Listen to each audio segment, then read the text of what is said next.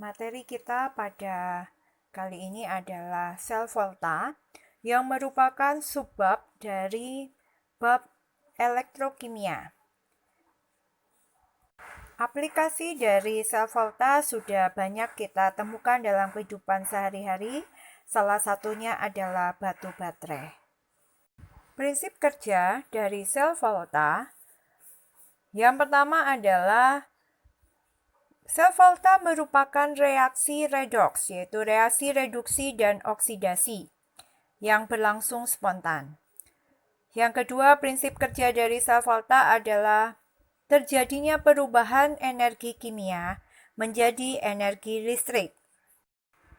Berikutnya, kita akan belajar rangkaian sel volta. Pada rangkaian sel volta, terdapat dua sel yang berisi dua elektrolit. Kemudian ada dua elektrode, yang satu katode, yang satu anode. Kemudian pada gambar terdapat seperti pipa U yang berisi Na plus dan NO2 min. Itu adalah jembatan garam. Pada rangkaian sel volta ini, dari elektron dari anode akan bergerak menuju ke katode. Kita akan belajar lebih lanjut apa saja itu katode, apa itu anode. Pada katode terjadi reaksi reduksi dan mempunyai kutub positif.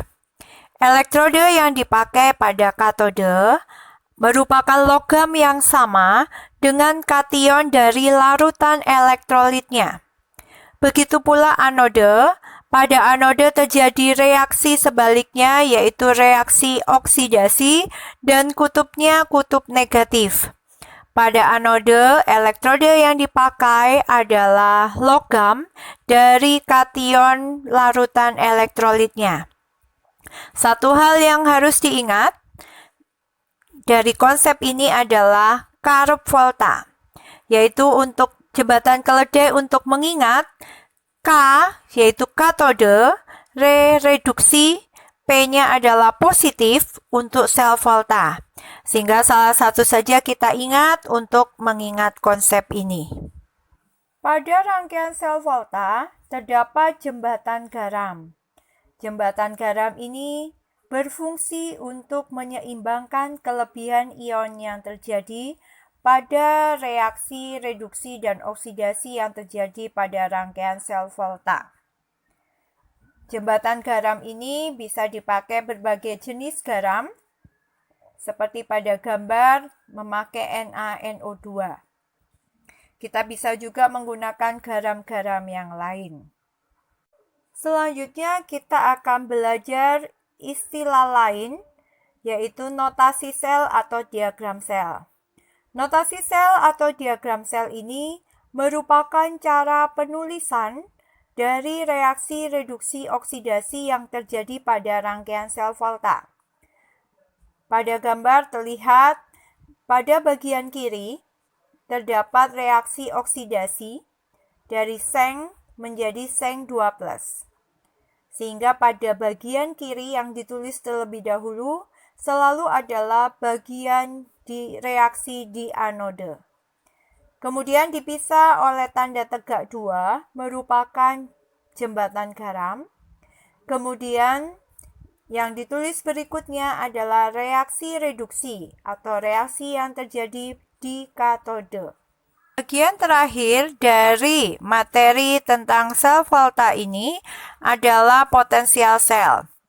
Potensial sel adalah besarnya perbedaan rapat muatan atau beda potensial listrik.